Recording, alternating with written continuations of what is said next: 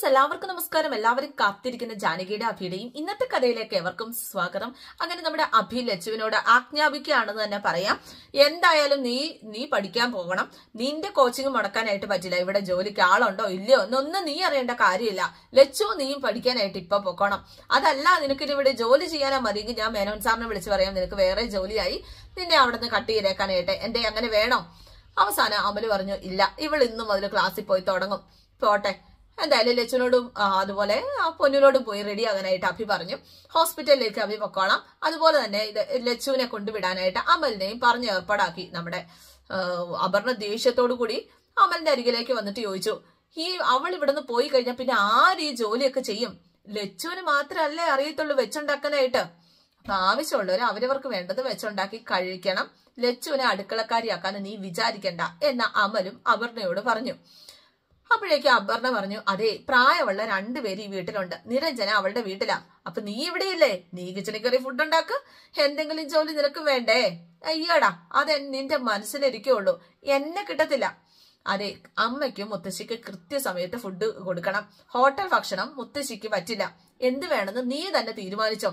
ദേഷ്യത്തോട് കൂടിയിട്ട് അപർണ താൻ അടുക്കള കയറേണ്ടി വരുമോ എന്നൊരു ദേഷ്യത്തിലാട്ടോ ഇങ്ങനെ നിൽക്കുന്നത്.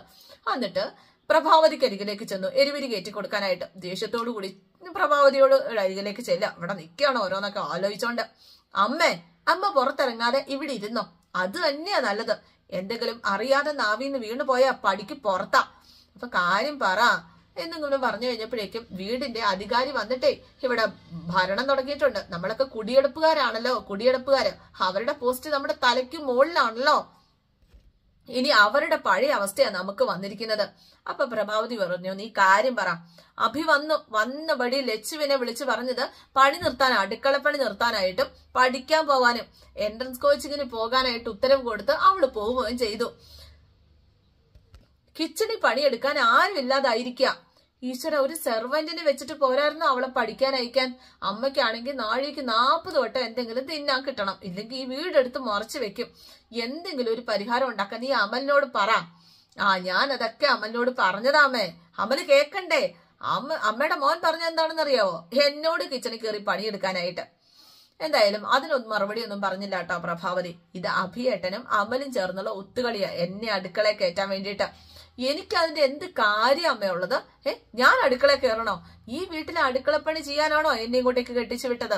മറ്റുള്ളവർക്ക് വെച്ച് വിളമ്പാനും എച്ചിൽ പാത്രം കഴുകാനും തമ്പിയുടെ മോളെ അതപ്പതിച്ചിട്ടില്ല.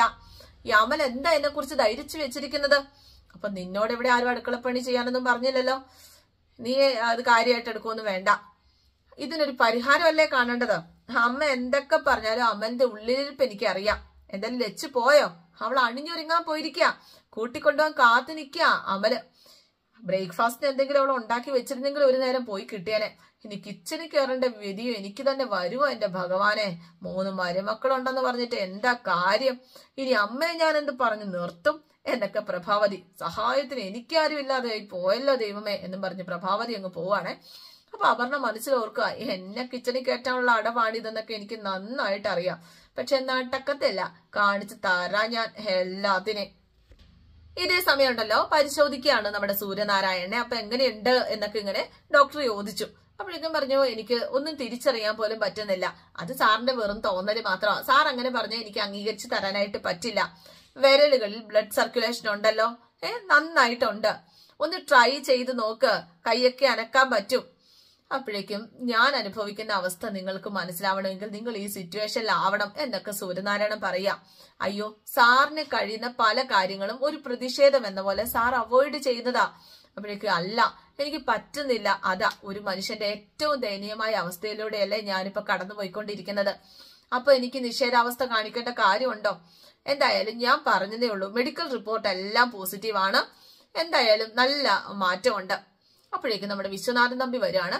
ഈ മെഡിസിൻ തന്നെ കണ്ടിന്യൂ ചെയ്തോളാനായിട്ട് ഡോക്ടർ ഇങ്ങനെ പറയാണ് സിസ്റ്ററിനോട്. സാർ, ഞാൻ സൂര്യയെ കാണാൻ വേണ്ടി വന്നതാ. ഇപ്പൊ എങ്ങനെയുണ്ട് കണ്ടീഷൻ? ബെറ്റർ ആയിട്ടുണ്ട്. കൂടുതലൊന്നും സംസാരിപ്പിക്കണ്ട. ഇല്ല സാറേ, ഞാൻ ഉടനെ കണ്ടിട്ട് പൊക്കോളാം. അങ്ങനെ ഡോക്ടർ അങ്ങ് പോവാട്ടോ. ഡോക്ടർ പോയി കഴിഞ്ഞപ്പോഴേക്കും നമ്മുടെ വിശ്വനാഥൻ തമ്പി സൂര്യയുടെ അരികിലേക്ക് വന്നിട്ട്, സൂര്യ എങ്ങനെയുണ്ട്? ഇപ്പൊ നിനക്ക് എന്നെ മനസ്സിലായോ? തമ്പിയാടാ തമ്പി, വിശ്വനാഥൻ തമ്പി. ഓ, തമ്പിയായിരുന്നോ?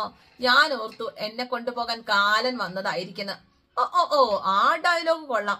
നീ മരണം കാത്തു കിടക്കുമ്പോ നിനക്ക് അങ്ങനെയൊക്കെ തോന്നും. അതെ, വിൽപത്രമൊക്കെ എഴുതി വെച്ച് നീ ഇങ്ങനെ ജന്മം തീർത്തു പോകരുത്. നീ ജീവിക്കണം. നിന്റെ മക്കള് തമ്മി തല്ലി ചാവുന്ന നിനക്ക് കാണണ്ടേടാ. അതുപോലെ നിനക്ക് കാണാനായിട്ട് ഇനിയും പലതും ഉണ്ട്. കാണണ്ടേടാ നിനക്ക്. എന്തായാലും ഈ വിശ്വനാഥൻ തമ്പിയുടെ വാക്കുകളൊക്കെ കേട്ടപ്പോഴേക്കും സൂര്യനാരായണന്റെ കൈയൊക്കെ അനങ്ങാട്ടോ ദേഷ്യം കൊണ്ട്. നിനക്ക് തോന്നുന്നില്ലേടാ ഒന്ന് എഴുന്നേക്കാനായിട്ട്? എനിക്കത് കാണാൻ നല്ല ആഗ്രഹം ഉണ്ടടാ. ഞാൻ എഴുന്നേക്കാതിരിക്കാൻ നീ പ്രാർത്ഥിക്കും വിശ്വനാഥ എന്ന് സൂര്യനാരായണ പറഞ്ഞപ്പോ, ഒന്നുമില്ലെങ്കിൽ തോളോട് ചേർന്ന് നമ്മൾ കുറെ കാലം ജീവിച്ചതല്ലേടാ. ഒരു പാത്രത്തിലുണ്ട്, ഒരു ബെഡിൽ കിടന്ന് ഉറങ്ങിയവരല്ലേടാ നമ്മള്. നീ ഇവിടെ നിന്ന് എഴുന്നേറ്റ് നടക്കുന്നത് എനിക്ക് കാണണോടാ. അതെനിക്കൊരു ഹരം. അപ്പൊ നീ എന്നെ കാണാൻ ആദ്യം വന്നപ്പോ നീ പറഞ്ഞതൊന്നും ഞാൻ കേട്ടില്ല എന്നാണോ നീ വിചാരിച്ചത്?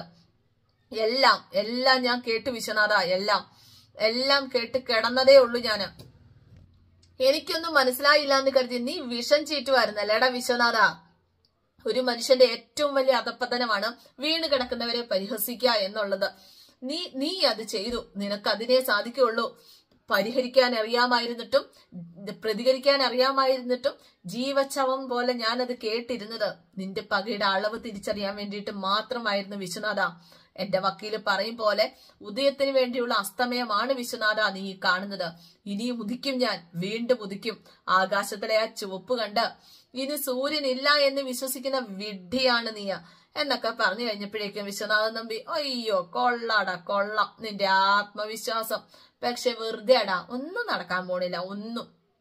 അപ്പോ സൂര്യനാരായണൻ പറഞ്ഞു, എന്റെ ചാക്കാല കാണാൻ വെമ്പുന്ന നീ ഓർത്തു വെച്ചോ, സൂര്യനാരായണന് ആരും പട്ടട ഒരുക്കേണ്ടതില്ല. ഞാൻ ഇവിടെ എഴുന്നേറ്റ് വരിക തന്നെ ചെയ്യും. നിന്നെ ചുട്ട് ചാമ്പലാക്കാനായിട്ട് ഞാൻ എഴുന്നേറ്റ് വരും. പിന്നെ നീ ഉണ്ടാവില്ല വിശ്വനാഥ, പിന്നെ നീ ഉണ്ടാവില്ല. എനിക്കതിനുള്ള കരുത്ത് തരുന്നത് നന്മയും തിന്മയും ചേർന്നുകൊണ്ട് തന്നെയാ. എടാ, എഴുന്നേറ്റ് നിവർന്നു നിൽക്കാനുള്ള നിന്റെ ഈ ആഗ്രഹം അത് നല്ലതൊക്കെ തന്നെയാ. പക്ഷെ കണ്ണടയുമ്പോഴും അത് ഉണ്ടാവണം കേട്ടോ. എടാ, നിനക്ക് ഈ ജന്മം വിശ്വനാഥൻ തമ്പിക്കെതിരെ നിൽക്കാൻ കഴിയില്ലടാ. കാരണം ഞാൻ എന്റെ മോളെ നിന്റെ വീട്ടിലേക്ക് അയച്ചത് മുച്ചൂട് മുടിക്കാൻ വേണ്ടിയിട്ട് തന്നെയാടാ. മുച്ചൂട് മുടിക്കുക തന്നെ ചെയ്യും. നിന്റെ കുടുംബത്തിലെ ഓരോ പേരും അവള് പിഴുതെറിയുമ്പോഴും കണ്ടു നിൽക്കാനല്ലാതെ എന്തിന് പറ്റിയടാ നിനക്ക്? നിനക്ക് എന്തിനു പറ്റി? നിന്റെ കുടുംബം തകർത്തില്ലേ? നിന്റെ ഭാര്യ പോലും നിന്നെ കൊടും ശത്രുവാക്കിയില്ലേ?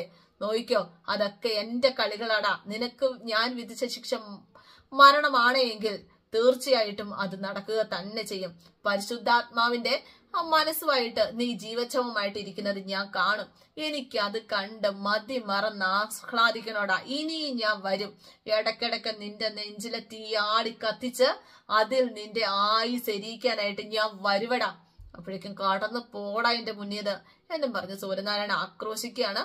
നീ ഇങ്ങനെ കിടന്നും ഞാൻ മതയാനയെ പോലെ നിന്റെ മുമ്പിൽ ഇങ്ങനെ നിന്നും നമുക്കിനിയും കാണാടാ, കാണണം എന്ന് പറഞ്ഞുകൊണ്ട് പൊട്ടിച്ചിരിച്ച് അസുരനായ നമ്മുടെ വിശ്വനാഥൻ തമ്പി എഴുന്നേറ്റ് പോവാണ്. ആ സമയത്തും ഇയാളുടെ കൈകൾ അനങ്ങുന്നുണ്ട് കേട്ടോ. ഇയാളുടെ കൈകൾ എന്തായാലും ബ്ലഡ് സർക്കുലേഷൻ ഉണ്ട്, നല്ല പോസിറ്റീവ് ഇതാണ്. അദ്ദേഹത്തിന് ഒരു സ്പാർക്ക് മതി ഒന്ന് എഴുന്നേൽക്കാനായിട്ട്. എന്തായാലും നമ്മുടെ വിശ്വനാഥൻ തമ്പി അപർണയുടെ വീട്ടിലേക്ക് അളകാപുരിയിലേക്ക് വരികയാണ്. അച്ഛനെ ഇരിക്കുന്നത് വണ്ണം നമ്മുടെ അപർണ ഓടി ഇറങ്ങി വന്നു അച്ഛനോട് വിശേഷങ്ങളൊക്കെ പറയാനായിട്ട്. അച്ഛ, ഒരു മുന്നറിയിപ്പ് ഇല്ലാതെ എന്താ വന്നത്? ഞാൻ ഹോസ്പിറ്റലിൽ പോയി സൂര്യയെ കണ്ടിട്ട് വരാം. എന്തെങ്കിലും മാറ്റം വന്നിട്ടുണ്ടോ? അമല് തരുന്ന വിവരം മാത്രമേ അറിയാൻ പാടുള്ളൂ.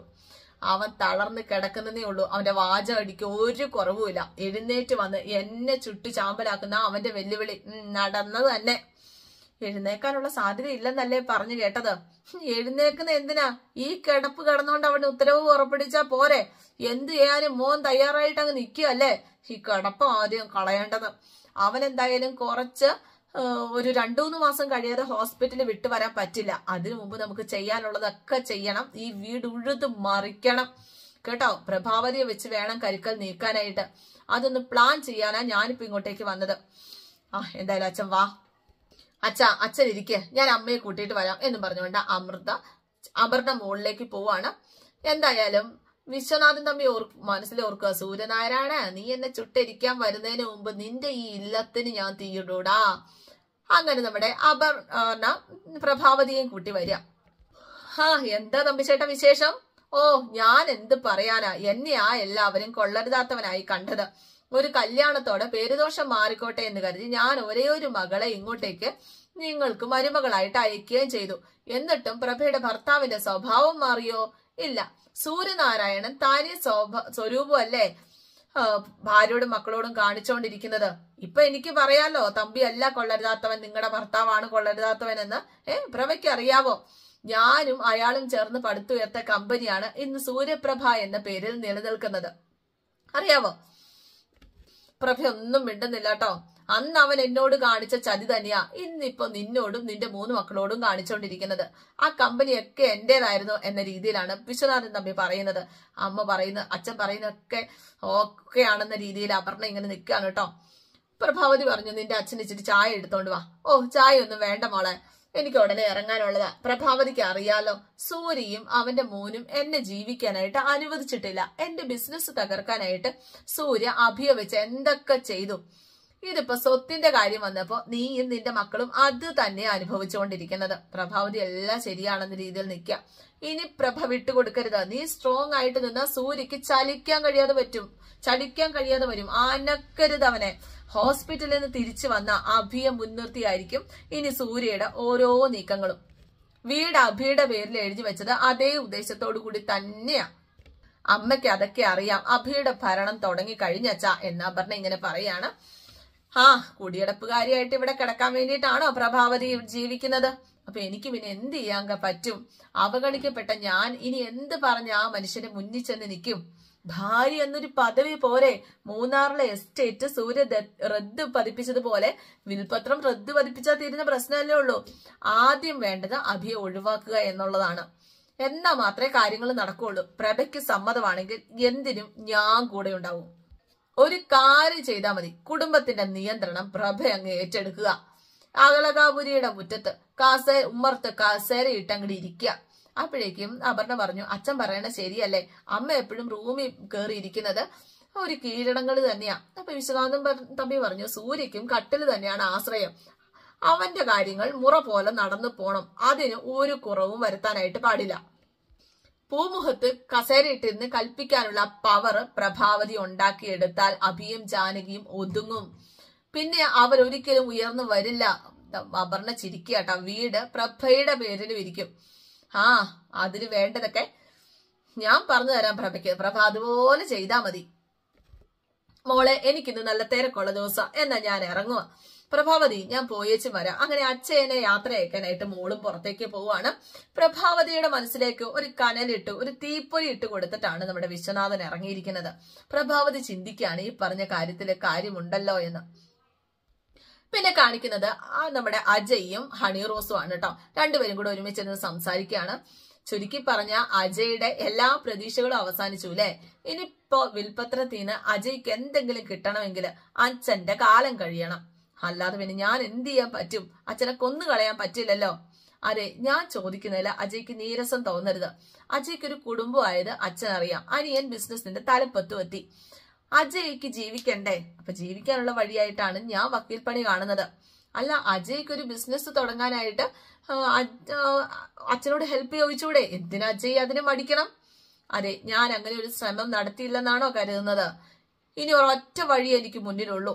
സാമ്പത്തികമായി സഹായിക്കാമെന്ന് നിരഞ്ജന പറഞ്ഞിട്ടുണ്ട്. നോ, അങ്ങനെ ഒരു സഹായം അജയ് സ്വീകരിക്കാൻ പാടില്ല. ഞാൻ അത് ഇഷ്ടപ്പെടുന്നില്ല.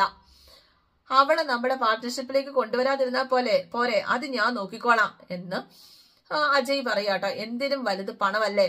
അല്ല, പണത്തിനാണ് ഞാൻ മുൻതൂക്കം നൽകിയതെങ്കിൽ ഇത്രയും കാലം വരെ അജയ്ക്ക് വേണ്ടി കാത്തിരിക്കേണ്ട കാര്യമൊന്നും എനിക്കില്ല.